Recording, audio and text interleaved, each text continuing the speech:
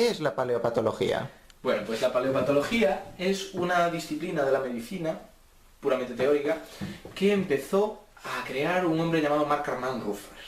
Mark Armand Ruffers, vamos a hacer aquí un pequeño paréntesis para hablar de su vida, porque lo merece, así como un homenaje por el aporte que hizo a esta ciencia. Fue un médico anglo-germano que estudió principalmente durante toda su vida epidemiología, a pesar de ser el patólogo general y todas estas cosas. Bueno, pues nació en 1859 y murió en 1917.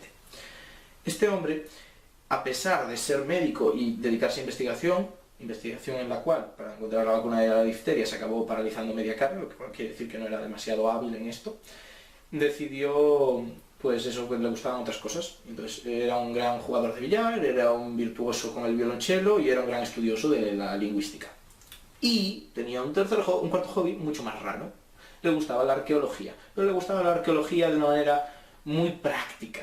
Entonces, ¿qué hizo? Decidió dejar sus puestos como epidemiólogo en Inglaterra y viajar a Egipto. Y en Egipto pues empezó a estudiar momias desde la 18ª dinastía hasta la 27ª. Les extraía tejidos, los analizaba con unas técnicas que estudió él y que preparó él para que no se deterioraran demasiado, y les hacía un diagnóstico a las momias, para saber de qué habían muerto hace años. Supongo que no para intentarlas curar, pero bueno. Entonces, este hombre con hobbies tan raros era una persona además muy voluntariosa y decidió, casi al final de su vida, ahora veremos por qué, ir a colaborar con la causa sanitaria en Grecia, mejorar su sistema sanitario y todo esto. Y al volver, montado en un barco a Egipto, le bombardeó un submarino nazi. Entonces, pues ahí acabó la historia. Pero por suerte, su hijo, la paleopatología, que él había descrito como la disciplina que se encarga de estudiar las enfermedades en restos arqueológicos, tanto humanos como de otras especies, siguió adelante. De una manera muy modesta, pero siguió adelante a través de los años. Entonces, por ejemplo, la paleopatología ha conseguido encontrar como enfermedades en los restos humanos acromegálicos. Restos humanos hablamos del paleolítico, neolítico, etc. Acromegálicos, marfanoides, acondroplásicos, osteosarcomas, enfermedades de este estilo. ¿Pero solo se han encontrado de enfermedades del ámbito de la traumatología? No. Y esto es a lo que íbamos ahora. La tuberculosis. Se ha llegado a encontrar restos de tuberculosis, lo cual ha supuesto una gran controversia para el estudio evolutivo de esta patología. Entonces, claro, hablamos principalmente del primer resto, porque se han encontrado también momias del 2400 a.C. con tuberculosis, pero del primer resto que se encontró de esto, que se databa del 5000 a.C. en Heidelberg, Alemania. Hablamos de unos restos de un hombre joven, un Homo sapiens, que pues había tenido una deformación ósea por culpa de la infección de una micobacteria distinta a la micobacteria tuberculosis de hoy en día. Hablamos de la Mycobacterium arcanium. La Mycobacterium arcanium, pero duró muchos años a pesar de ser el predecesor de esta micobacteria tuberculosis que tenemos ahora.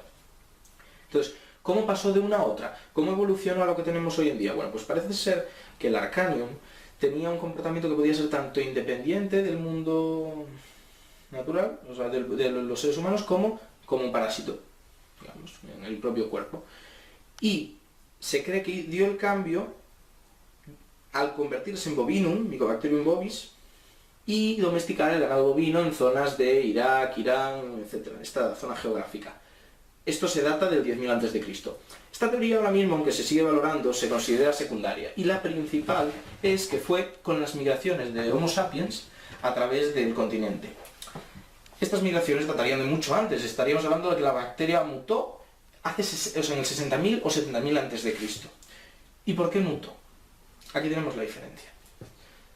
Si hacemos que una sociedad pase por un gran peligro, un cuello de botella que haga que tengan poco número de habitantes, y los infectamos con tuberculosis, enseguida estarán contagiados todos. Y dado que hay pocas oportunidades reproductivas, porque además hay poca nutrición, que están en movimiento a través de parajes inhóspitos, la micobacteria tendrá que ralentizar su ataque a los miembros para que no acaben feneciendo y ella no tenga posibilidades de pasar o a otro miembro más joven o a otro de otro grupo con el que se encuentren o algo similar. Entonces, ¿qué hace? Como mecanismo biológico de adaptación, la micobacteria muta y se vuelve letárgica dentro del cuerpo de la persona infectada, de tal modo que da la oportunidad de que se reproduzcan y pasar a la nueva generación, sin acabar de enfermar hasta puntos pues, acuciantes al portador. Entonces esto sería más o menos la teoría que hay ahora mismo para definir la tuberculosis a nivel evolutivo. Y voy a poner pues ahora a continuación un mapa donde se ve la migración humana por la cual la Mycobacterium pasó de ser Arcanium a los 7 subtipos de Mycobacteria que tenemos hoy en día. ¿Y solo se encontraron restos de patologías? ¿No se vio algún posible indicio de algún tratamiento? Pues sí, también se vio el indicio de tratamiento. Y aunque no trata directamente la paleopatología, pues es algo que quiero hablar en este vídeo porque más adelante vamos a puntualizarlo con más énfasis en otros. Por ejemplo, pensemos, vamos a plantearlo así, que la mayoría de las enfermedades en ese periodo se asociaban con un castigo divino y se creía que eran una posesión demoníaca en el cráneo, hablo de enfermedades no traumáticas, por supuesto, o unos humores malignos que también se encontraban dentro de eso, de la cabeza. Entonces, ¿cómo podemos sacarlos? ¿Cómo podemos curarlo? Pues haciendo un agujero y invitándoles a salir. No por las buenas. Entonces cogían normalmente un objeto contundente y golpeaban hasta crear una brecha. Estamos hablando de una trepanación súper primitiva, que se ha encontrado principalmente entre 2400 y 4000 años antes de Cristo, los principales restos, pero se ha llegado a encontrar incluso del 7000 antes de Cristo. Estos que decía al principio, del 2400 y el 4000, fueron restos encontrados en Alsacia, concretamente en Eisisheim. ¿Vale? Bien, pues esto era la trepanación y haremos más adelante en otros vídeos especiales sobre trepanación en la España prehispánica. La redundancia de, por ejemplo, estamos pensando para Tenerife y zonas de estas donde hay bastante tradición de trepanaciones. Bien, entonces, todo esto, todos estos tratamientos y estos diagnósticos los hacía una persona de la sociedad que era el sabio, que en ese momento empezó a llamarse el druida o brujo o chamán, como queramos llamarle, pero cobró más relevancia en el momento en el que se estabilizó la sociedad, en el que pasó de ser nómada a estar establecida en un punto determinado. Entonces, ¿a qué se debe esta diferencia? Se reconoce ahora mismo una teoría que dice que cuanto más estable sea la población, más fácil es que se subespecialicen, porque cuando es nómada y tiene pocos individuos, cabe una gran posibilidad de que parte de ellos desaparezcan, parte de ellos se extingan o simplemente fenezcan, y no se transmita el conocimiento de esa disciplina. Ahora que ya son más pues eso, sociales de forma asentada, pueden permitirse especializarse. Y el chamán, el brujo, el druida cobra más importancia e incluso empieza a desarrollar nuevos tratamientos. ¿Y este tipo se encargaba de todos los problemas sanitarios? Sí, se encargaba de todos los problemas sanitarios normalmente en muchas tribus o sociedades, pero también hay indicios de que en algunas otras, como las de Sudamérica, el druida se dividía en 3 tipos, el médico se dividía por lo tanto también en 3, que se encargaban de enfermedades distintas. Teníamos uno, por ejemplo, que era el Tictl, ¿vale? Que era principalmente el que se encargaba de la parte mágica, digamos que problemas mentales, principalmente el psiquiatra. Otro, que era el Tromitzan, que se encargaba de la parte traumatológica, fracturas, problemas de este estilo.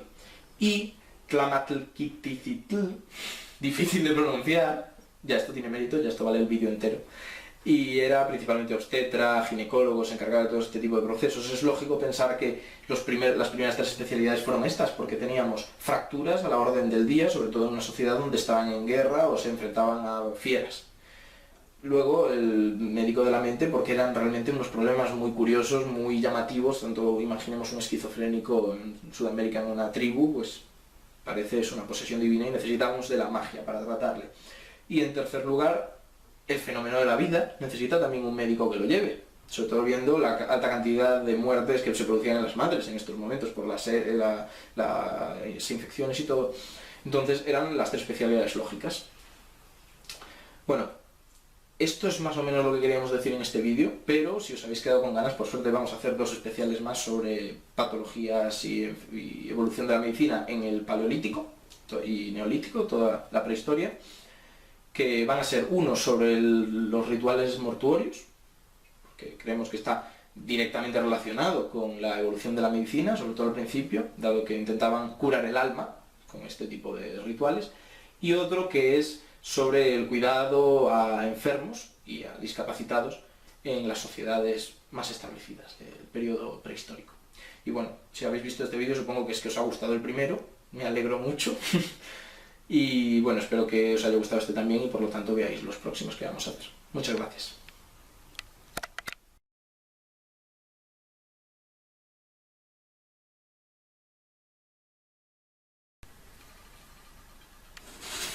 Suscribíos cuando podáis, ¿vale? Que vaya subiendo el contador de visitas, por favor.